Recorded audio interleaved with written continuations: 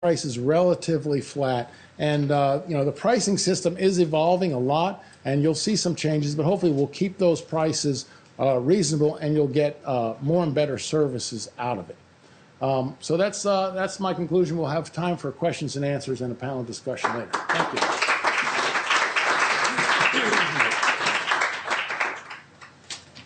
Rick, that was great. Many, many thanks for teeing up these issues and for that great introduction. It's now my delight to introduce Carrie Hitt, who is the Senior Vice President for State Affairs at the Solar Energy Industries Association. Carrie was previously president of the Solar Alliance, which merged with SEIA, as it's called, in 2012. Prior to joining the Solar Alliance, she was vice president at Constellation Energy, so she's very deep experience in this industry. She has an undergraduate degree from Clark University and an MA from School of Applied Advanced International Studies, SAIS, at Johns Hopkins. Welcome, Carrie.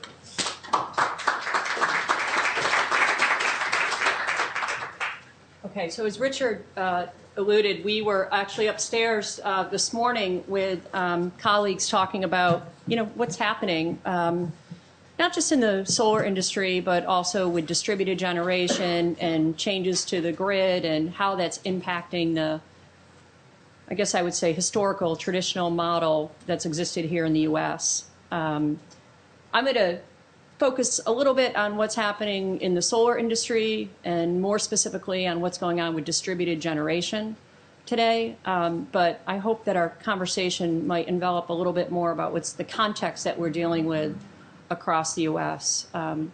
As Richard pointed out, and I think it's important to make sure you all understand this, in the U.S., our retail rates are regulated at the state level. And I think you mentioned this.